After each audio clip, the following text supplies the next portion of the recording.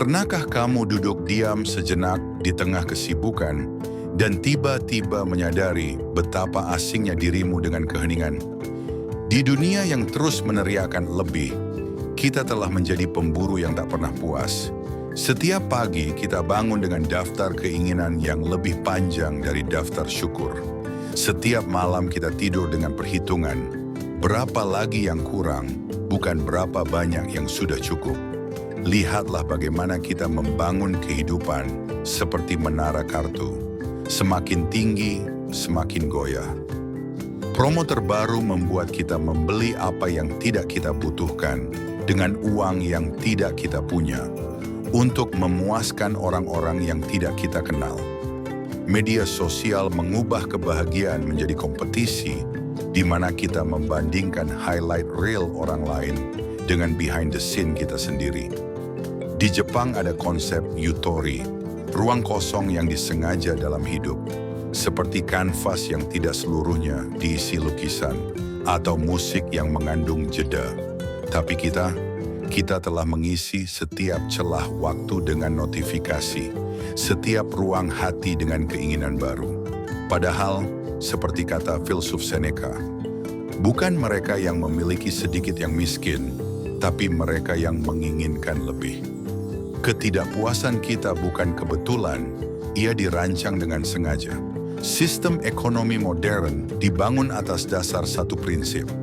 Manusia harus terus menginginkan. Iklan tidak menjual produk, tapi kekurangan. Mereka menunjukkan kepada kita betapa tidak cukupnya hidup kita, lalu menawarkan solusi instan. Tapi ada paradoks mengerikan di sini. Semakin banyak kita memiliki, semakin besar rasa kurang itu.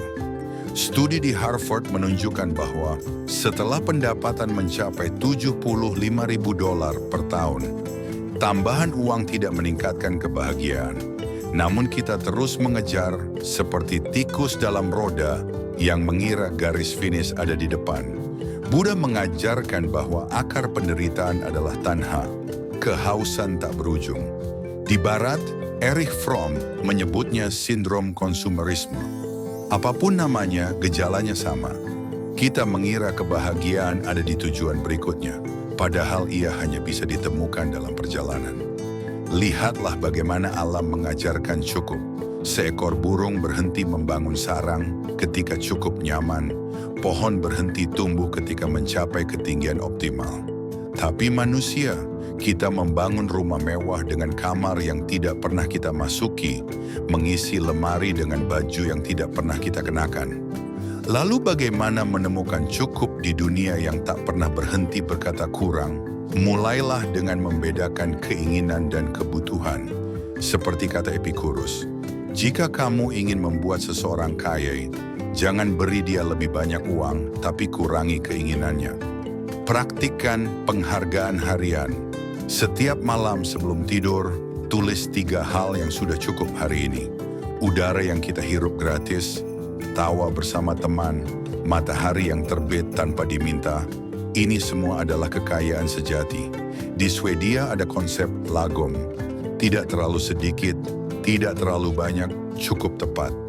Di Indonesia, kita punya pas-pasan yang sering dipandang negatif, padahal mengandung kebijaksanaan. Hidup seadanya, tapi berarti.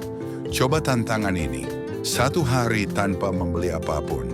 1 jam tanpa memeriksa ponsel. 1 percakapan tanpa mengeluh. Kamu akan menemukan bahwa di balik semua tidak cukup itu, tersembunyi lebih dari cukup yang selama ini terlewatkan.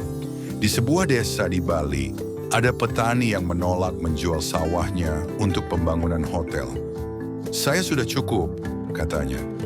Orang kota menganggapnya bodoh, tapi siapa yang benar-benar bijak?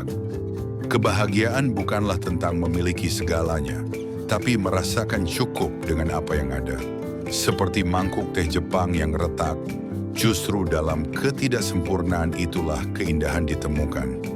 Mulai hari ini berhentilah sejenak, tarik napas, lihat sekeliling. Tanyakan pada diri sendiri, apa yang benar-benar kuperlukan untuk bahagia? Jawabannya mungkin lebih sederhana dari yang kamu kira. Karena pada akhirnya, seperti kata penyair Rumi, cahaya bulan lebih berarti daripada semua bintang karena tidak berusaha bersinar lebih terang. Kamu sudah cukup, hidupmu sudah cukup. Saat ini, di sini, dengan apa adanya, sudah cukup.